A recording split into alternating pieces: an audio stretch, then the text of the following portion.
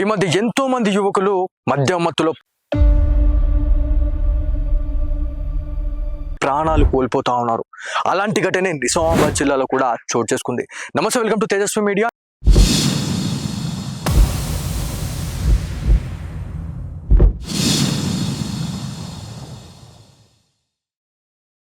నేను మీ journalist Balaji Goud. So ఈ మధ్య కాలంలో ఏవైతే హిట్ అండ్ కేస్ రన్స్ కావచ్చు, డ్రంక్ అండ్ డ్రైవ్ కేసులకు సంబంధించి మనం మాట్లాడుకుంటే ఎంతో మంది యువకులైతే ఈ ప్రాణాలు అయితే కోల్పోతా ఉన్నారని చెప్పేసి మనకందరికీ తెలిసిన విషయమే.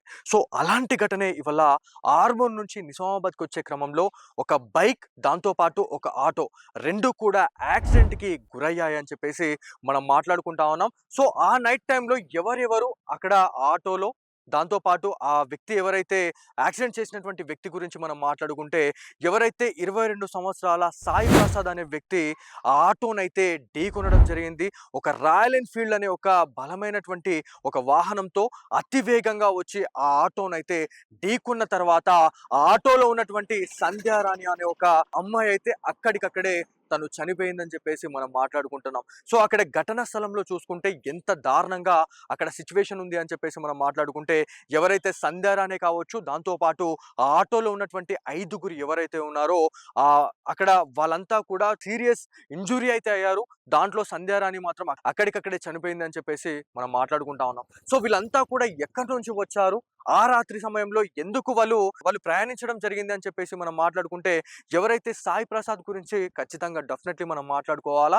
ఎందుకంటే ఇప్పుడున్న నవేడేస్ లో అసలు పేరెంటింగ్ అనేది ఏ రకంగా ఉంది, ఖచ్చితంగా మన పిల్లల్ని మనమే కాపాడుకోవాలి అని చెప్పేసి ఎంతమంది నిపుణులు చెప్పినా కూడా ఎవరు కూడా దీన్ని పట్టించుకోకపోవడమే ఇట్లాంటి కారణాలకైతే మనకి ముందుకొస్తున్నాయి అని చెప్పేసి మనం మాట్లాడుకుంటా ఉన్నాం. సో సాయి ప్రసాద్ 22 సంవత్సరాలు, తను ఒక స్టూడెంట్ గా మనకు తెలుసు. ఎవరైతే రాయల్ ఎన్ఫీల్డ్ బైక్ పైన వచ్చినటువంటి ఆ సాయి ప్రసాద్ ఎందుకు ఆర్మూర్ రావడం జరిగింది అనే దాని గురించి డెఫినెట్లీ మనం మాట్లాడుకుందాం. సో మనకు తెలిసినటువంటి వివరాల ప్రకారం సాయి ప్రసాద్ హైదరాబాద్కి అయితే ఒక వ్యక్తిని అక్కడ ఎయిర్పోర్ట్ లో డ్రాప్ చేసి మళ్ళీ తిరుగు ప్రయాణంలో ఆర్మూర్కి రావడం జరిగింది.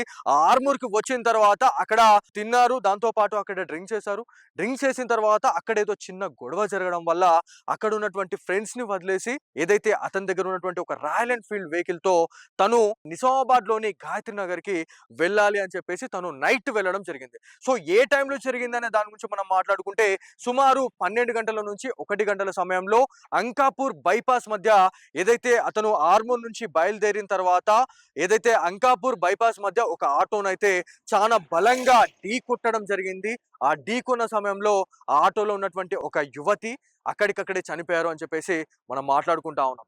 దాంతో పాటు ఆటో వాళ్ళు ఎవరు, వాళ్ళ వివరాలు ఏంది అనే దాని గురించి డెఫినెట్లీ మనం తెలుసుకోవాలా. ఆ రాత్రి సమయంలో ఆటోలో ఎందుకు ప్రయాణించవలసి వచ్చింది అనే దాని గురించి మనం మాట్లాడుకుంటే, సంధ్యారాణిది బోధన్ నియోజకవర్గంలోని ఏదైతే జానకంపేట విలేజ్ అని చెప్పేసి మనకు తెలుస్తా ఉంది. సో క్యాటరింగ్ కి వెళ్ళినటువంటి సంధ్యారాణితో పాటు ఇంకొక నలుగురు వాళ్ళు ఆర్మూర్ లోని ఒక క్యాటరింగ్ అయితే వెళ్ళారు. సో అది అయిపోయిన తర్వాత తిరుగు ప్రయాణంలో వచ్చే సమయంలోనే ఈ యాక్సిడెంట్ అయితే జరిగిందని చెప్పేసి మనకి ఆర్మూర్ కి సంబంధించినటువంటి ఎస్ఐ సిఐ అధికారులు అయితే పూర్తి స్థాయిలో ఇదంతా కూడా మనకి చెప్తున్న పరిస్థితి ఉంది. సో ఇదంతా కూడా మనం పక్కన పెడితే, ఎవరైతే అతివేగంగా బైక్లు కావచ్చు, వాహనాలు, కార్లు నడుపుతున్నటువంటి వాళ్ళు ఎవరైతే ఉన్నారో వాళ్ళ ప్రాణాలనే రిస్క్ పెట్టకుండా ఏదైతే ఎదుటి వాళ్ళ ప్రాణాలని కూడా ఇవాళ గాల్లో కల్పిస్తా ఉన్నారు, వాళ్ళతో పాటు వాళ్ళని కూడా తీసేసుకొని పోతున్నారు అని చెప్పేసి కూడా మనం మాట్లాడుకుంటా ఉన్నాం. ఇక్కడ ఎవరైతే సాయి ప్రసాద్ తల్లిదండ్రులే కావచ్చు, ఇక్కడ ఎవరైతే సంధ్యారానికి సంబంధించినటువంటి తల్లిదండ్రులే కావచ్చు, ఎంత బాధని ఇవాళ మానసిక శోభని వాళ్ళు అనుభవిస్తున్నారు అనేది ఖచ్చితంగా మనం ఈ వీడియో చూస్తే మీకు అర్థమైద్దండి.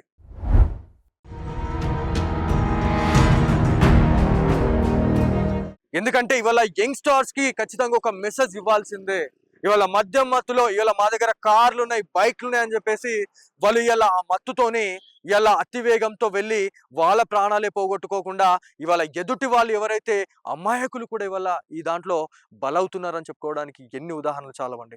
ఎవరైతే సంధ్యారాణి కావచ్చు, దాంతో పాటు ఆటోలో ఉన్నటువంటి వాళ్ళు ఎవరైతే ఉన్నారో ఏం పాపం చేశారు, వాళ్ళలో సంధ్యారాణి ఇవాళ చనిపోవడం అనేది అసలు ఆమెకైనా తెలుసా? ఎవరో ఒక గద్ద ఒక కోడి పిల్లని ఎత్తుకొని పోయినట్టు ఇలా ప్రాణం ఇలా ఆ రకంగా పోయిందంటే ఒక్కసారి ఆలోచించండి, ఆమె ఆత్మ శాంతిస్తుందా లేదా? అనేది డెఫినెట్లీ మన వ్యూవర్స్ కి ఇదంతా కూడా నేను చెప్తా ఉన్నా. ఎందుకంటే ఇవాళ సాయి ప్రసాద్ చేసినటువంటి తప్పు 100% చేశాడు. ఇవాళ వాళ్ళ తల్లిదండ్రులు కూడా సాయి ప్రసాద్ ని కోల్పోయిన తర్వాత వాళ్ళ పరిస్థితి ఏంది అనేది కూడా మనం ఆలోచించాలి. ఎందుకంటే ఏ తల్లిదండ్రులైనా కూడా తల్లిదండ్రులే. ఇవాళ ఆ తల్లిదండ్రుల పరిస్థితి ఏంది? ఇలా సంధ్యారాణి ఫ్యామిలీ ఎలా టోటలీ డామేజ్ అయిపోయింది. ఇలా ఎవరైతే సాయి ప్రసాద్ ఇవాళ ఒక బ్యాక్ బోన్ గా అని అనుకున్నటువంటి తల్లిదండ్రులు ఇలా వాళ్ళు ఏ భరోసాతోని వాళ్ళు తిరుగుతారు అనేది డెఫినెట్లీ మనం మాట్లాడుకోవాలి. ఎందుకంటే ఇలా క్షణికావేశంతో ఎవరైతే ఆర్మూర్కి వెళ్ళినటువంటి సాయి ప్రసాద్ అక్కడ ఒక గొడవ జరిగిన తర్వాత అక్కడ ఉన్నటువంటి ఫ్రెండ్స్ కావచ్చు, అక్కడ ఉన్నటువంటి ఆ ఫ్యామిలీ మెంబర్స్ ఎందుకు ఆ గొడవ జరిగిన తర్వాత సాయి ప్రసాద్ ని పంపించడం జరిగింది. ఖచ్చితంగా మీరు ఆ రోజు అతన్ని హోల్డ్ చేసి ఉంటే ఇలా సాయి ప్రసాద్ బతికేవాడు. దాంతో పాటు ఎవరైతే సంధ్యారాణి కూడా ఇవాళ బతికేది అని చెప్పేసి ఖచ్చితంగా మనం మాట్లాడుకోవాలా. ఇప్పుడున్న నవే డేస్ లో రాత్రి సమయంలో ఏవైతే ఈ పార్టీస్ కావచ్చు, దాంతో పాటు ఏవైతే మద్యం మత్తులో ఎవరైతే ఉంటున్నారో వాళ్ళు డెఫినెట్లీ మీరు తాగిన తర్వాత మీరు ఆనే వండుర్రి. రేపు పొద్దున ఈ మత్తు పోయిన తర్వాత మీరు రోడ్లెక్కి మీ ఇళ్లలో కూర్రి అని చెప్పేసి ఎంతో మంది పోలీస్ అన్నలు చెప్పినా కూడా ఇవాళ ఎవరి మాట పట్టించుకోకుండా ఇవాళ అతివేగంతో వచ్చి ఇలా వాళ్ళ ఇంకొక ఫ్యామిలీని కూడా ఇవాళ ఎఫెక్ట్ చేస్తున్నారు. అంటే ఒక్కసారి ఆలోచించండి. ఇవాళ తెలంగాణలో డ్రంక్ అండ్ డ్రైవ్ కేసెస్ కి సంబంధించే కావచ్చు, దాంతో పాటు స్పెషల్ డ్రైవ్లు ఎన్ని నిర్వహించినా కూడా మరి ఇట్లాంటి యువకులు ఎవరైతే ఉన్నారో ఎందుకు ఇట్లా భయపడకుండా అర్ధరాత్రి సమయంలో వాళ్ళు బైక్ తోని వెళ్ళారు అని అంటే ఒక్కసారి ఆలోచించండి. ఇక్కడ పోలీసులకు భయం లేదు, ఇక్కడ తల్లిదండ్రులకు భయం లేదు, సొసైటీ అనేది ఒక భయం లేదు. అంటే ఇక్కడ ఏంటి ఎక్కడ చేంజ్ చేయాలనేది డెఫినెట్లీ మనం తెలుసుకోవాలి. ఎందుకంటే ఇవాళ ప్రతి ఒక్క పోలీస్ ఆఫీసర్ ఏవైతే కాలేజెస్ కావచ్చు, స్కూల్స్ దగ్గరికి వెళ్ళి కూడా ఏవైతే డ్రంక్ అండ్ డ్రైవ్ చేయొద్దు అని చెప్పేసి చెప్పినా కూడా మరి ఇట్లాంటి యంగ్స్టర్స్ ఎందుకు మద్యం మత్తులో ఇలా క్షణికావేశంతో 100 నుంచి 120 కిలోమీటర్ల వేగంతో ఎందుకు వెళ్తా ఉన్నారు? ఇవాళ మన గమ్యస్థలానికి వెళ్ళే టైంలో దాదాపు మీరు 100 నుంచి 120 కిలోమీటర్ల వేగంతో వెళ్ళినా కూడా ఇంచుమించు ఒక 20 నుంచి 25 నిమిషాల సమయం అనేది మనకి డిఫరెన్స్ కనిపిస్తుందండి. ఏదో గంటలు గంటలు మనకి ఎక్కడ కనిపించదు. సో ఎవరైతే నిన్న సాయి ప్రసాద్ మద్యం మత్తులో తను ఆ సమయంలో అక్కడి నుంచి ఇక్కడికి రావడము, ఆ సమయంలోనే అదుపు తప్పా లేకపోతే ఆ కంట్రోల్ కాకనా ఏదైతే ఆటోని ఢీకొట్టడం అనేది నిజంగా బాధాకరం. ఎందుకంటే ఆ ఆటోలో ప్రయాణిస్తున్నటువంటి వాళ్ళలో సంధ్యారాణి చనిపోయింది. దాంట్లో ఉన్నటువంటి నలుగురు ఇవాళ తీవ్ర గాయాలతోనైతే వాళ్ళు బాధపడతా ఉన్నారు. దాంట్లో సీరియస్ ఇంజురీ అయినటువంటి ఇంకొక వ్యక్తిని అయితే హైదరాబాద్ కి తరలించారు. అక్కడ ఎవరైతే ఇంకా ఇద్దరు ముగ్గురు ఎవరైతే ఉన్నారో ప్రభుత్వ ఆసుపత్రి, నిజామాబాద్ జిల్లా ప్రభుత్వ ఆసుపత్రికి అయితే తరలించారు అని చెప్పేసి మనం మాట్లాడుకుంటా ఉన్నాం. సో ఏది ఏమైనప్పటికీ ఇక్కడ సంధ్యారాణికి సంబంధించినటువంటి ఫ్యామిలీ ఎఫెక్ట్ అయింది. దాంతో పాటు ఇక్కడ సాయి ప్రసాద్ కి సంబంధించినటువంటి ఫ్యామిలీ కూడా ఇవాళ బాధపడుతుంది అని చెప్పేసి మనం ఖచ్చితంగా తెలుసుకోవాలి. ఇలా ప్రాణం అనేది పోయింది.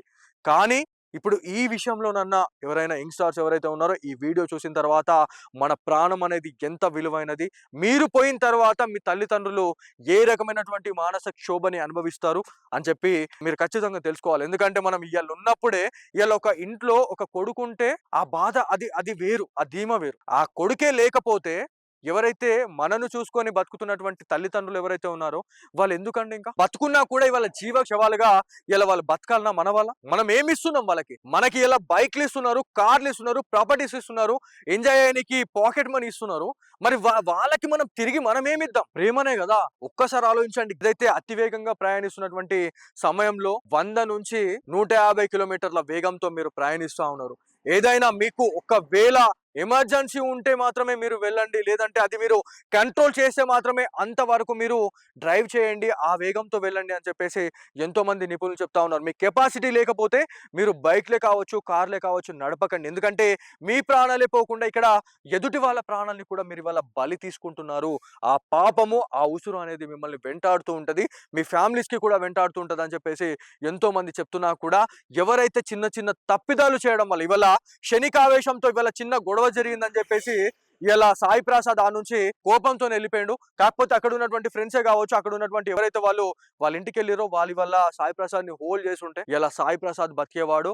దాంతో పాటు అమాయకమైనటువంటి ఎవరైతే ఆ సంధ్యారాణి వల్ల పని చేసుకుని బతికేటువంటి వాళ్ళు ఎవరైతే ఉన్నారో వాళ్ళ పరిస్థితి ఏందండి? క్యాటరింగ్ చేసి ఆ అర్ధరాత్రి సమయంలో వాళ్ళు ఇంటికి వెళ్తున్నారు అంటే ఎంత కష్టపడి 300-400 రూపాయల గురించి వాళ్ళు ఇలా పని చేసుకొని తిరుగు ప్రయాణంలో ఇలా మృత్యు వచ్చి తీసుకుపోయిందంటే ఒక్కసారి ఆలోచించండి ఎంత దారుణం ఇది. డెఫినెట్లీ ఈ వీడియో చూసిన తర్వాత మీకేమనిపించింది అనేది కూడా ఫీడ్‌బ్యాక్ అనేది డెఫినెట్‌లీ కామెంట్ బాక్స్‌లో కామెంట్ చేయండి.